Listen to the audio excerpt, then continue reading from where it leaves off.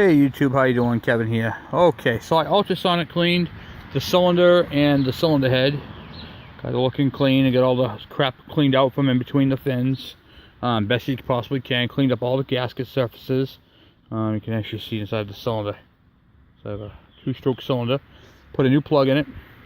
I zip tied it together so I would not lose the head and the jug. Kept them together. I keep all the parts in bags. That's the one broken fin right there, so I'm not worried about that.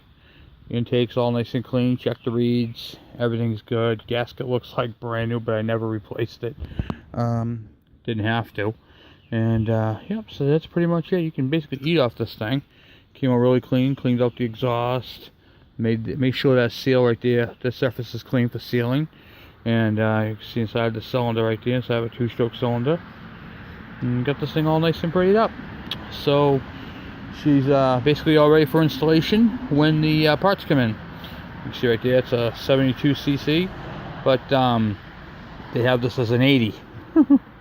Talk about rounding up, right? So anyway, I'm looking forward to this. This thing's a little 4-speed, just found out, so it should be pretty cool. So cylinder is in excellent condition. Very happy with the condition of the cylinder and the jug, well, which is the same thing. The cylinder and jug are the same thing. No broken fins. All the coolant fins are clean. Probably just developed a hot spot. There was a lot of carbon in there. Put the proper plug in it, right there, and right heat range. But yeah, we're looking pretty good. So can't wait to get this thing back together. And when I get this thing all done, I'll be shooting some more videos on it. So I ultrasonic cleaned it, broke up all the crap on there. There's still some like fine stuff in there, but not enough to write home about.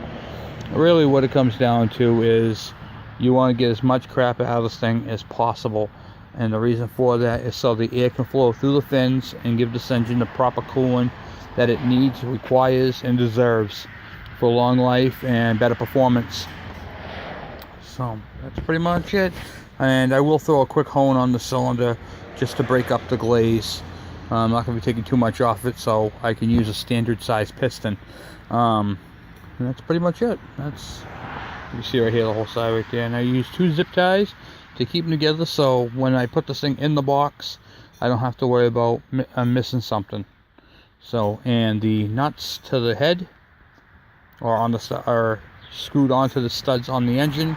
I find it a good tip to screw the bolts, nuts, and whatever comes off of it back to where it came from. If you can, keep as many parts together as possible.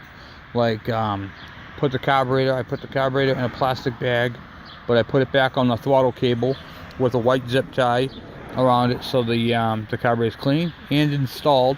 So when I put the jug on, all I have to do is slide it onto that and tighten down the clamp. So I do a lot of preparation work on the bikes beforehand, so when I get the parts in, it's a quick wham bam, all done, ma'am.